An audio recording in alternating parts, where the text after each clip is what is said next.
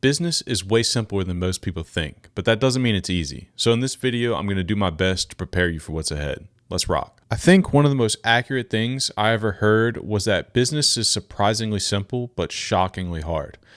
I think whenever I was early on deciding that I wanted to do something on my own and then deciding that I wanted to start a business, I initially thought that like starting a business was all about having either getting very lucky or having some revolutionary idea, like some breakthrough company, some breakthrough product or whatever that we've never seen anything before.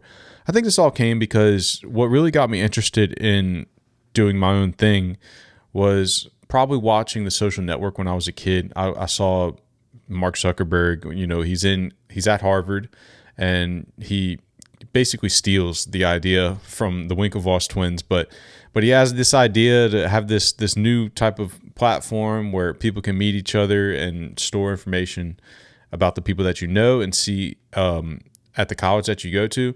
And I guess I just kind of thought that all businesses were started that way, or at least the really sexy ones where you the ones that grow up and make $1 billion, which I guess to some extent is true. The really massive, the really groundbreaking businesses, it is something revolutionary. But I guess I was just ignorant. I didn't have really a concept of how much money people were making, and basically what I'm trying to get at is that people make a lot of money just by doing something that is very simple and very obvious, and they get really good at it, and they make a good offer, and they do it over and over and over again until they basically become the best in their market at it. And that's what 99% of businesses are. I mean, the large majority of successful businesses are just doing very boring things and they have a good offer. That's it. And also, I mean, obviously you have a product or service you sell. It might be somewhat unique, but business at a high level is pretty much always the same, like across the board. Like first of all, you need someone to sell to. So you have to market. People have to know about your thing before you buy it, whatever it is. Then you have sales. You need to get people across the line to make the sale, and there are various different, price points to where you'll have very different sales processes, but the concepts are pretty much all the same. Obviously, you'll need to manage your you'll need to manage your people and manage your operations. So you'll have operations, you'll have HR, you have marketing, sales, HR. You'll have a tech, you have a tech crew, because you're not really going to get by in business today without being somewhat involved in technology, using the internet to some extent. So you'll have your technology department, and all these departments might just be you right now. You might be one person, they might be a team of people, who knows? But basically, at the highest level, like let's say you make it to be a really big business, you're just going to be managing the leaders of all these departments. So it doesn't really matter what you sell at the end of the day. I mean, it does initially, of course, because you're going to be really in the weeds doing these things hands-on. But once you get to a high enough level, it's all kind of the same.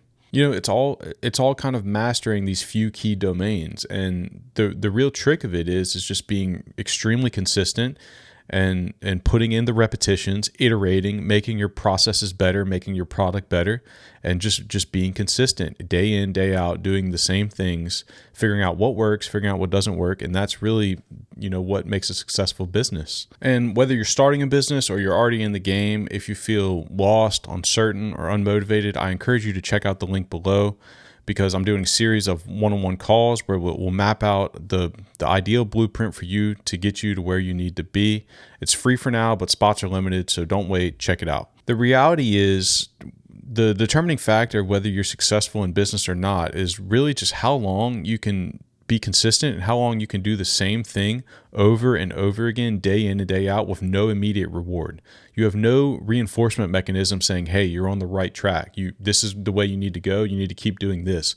And the people who are able to survive that the longest are generally the ones who are going to be the most successful. Consistent inputs will lead to outputs eventually. Sometimes that's on a long time horizon. Sometimes you have to wait months. Sometimes you have to wait years, and you don't know if it works, and you just have to rely on discipline and your purpose to keep going. And a lot of people can't handle that time period between when they start to when it actually starts working, to where they're embarrassed. Like, people around them are like, oh, you're doing that little thing, that little thing you have over there, haha, look at him.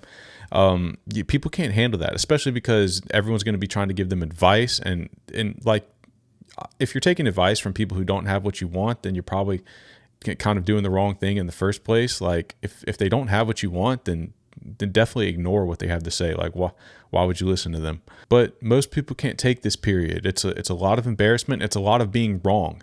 Everyone's going to tell you that you're wrong. Everyone's going to tell you that you're being stupid. Everyone's going to tell you you're wasting your time. Why don't you just do what everyone else does? And I mean, most people can't handle that. The reason most people never even try is because of fear of failure, right? This is like how procrastination works. Like mostly the reason that someone procrastinates something, especially something that's like a big decision or something that's big in their life, they'll procrastinate it and they'll come up with all these excuses, or they'll start doing other things that are much easier to do, and they'll just be like, oh, that'll get done tomorrow, and it just keeps becoming tomorrow and tomorrow and tomorrow over and over again. The reason they do that is because they're afraid of making the wrong decision. They're afraid of failing. And really, that's the reason that most people will never even try. Another big reason is it's super lonely, because if you really think about it, the people around you, your peers, the people you grew up with, maybe the people you went to school with, the people you work with, whenever you start doing something different like this, whenever you branch out and try to do your own thing, you're in a way kind of insulting what they're doing, because you're like saying, this isn't good enough for me. I want more. I want to do better. And you're kind of saying that they're on the wrong path. Now, obviously, you're not directly being like, I disagree with your life, but subconsciously, that's what people feel, and that's how they react whenever they see you trying to do something like this with your life. And people might like you, they might want you to do well, but they probably don't want you to do better than them, because I mean, that's just human nature. So it will become very lonely. And especially whenever you start to actually lock in and you start actually putting in the hours, because think about what everyone does every day. Monday through Friday, they wake up, they go to work, they dread doing it. They get home, they eat dinner, they sit down and watch TV, and then they go to sleep and do it all over again. On Friday, they get all excited because they have 2 days of not doing that. And then they go out, they drink, they whatever they do to blow off steam. And then Sunday comes around and they're right back to being depressed about going to work again. Like, that's what most people do on a daily basis. So whenever you decide that I'm going to sacrifice my free time to build something better, it's almost like subconsciously, not out loud, you're insulting them by saying, like, you're not doing this. So they're like, why don't you just come out with us? Stop doing that thing you're doing over there. And why don't you just come out, just blow off steam, have a few drinks with us? Why don't you just come with us? Like, and you're going to hear this all the time, especially whenever you keep turning them down. Whenever you're like, no, I have things to do. I have stuff that I want to get done. They're going to be like, oh, that guy, that guy over there. And it's going to end up being pretty lonely. You cannot be an exceptional person if you don't become the exception. So the average people that are probably around you in your life right now are going to think you're weird. They're going to think the things that you do are weird. They're going to be like, why is he wasting his time with that silly little thing he wants to do? Like, that's just kind of how it is.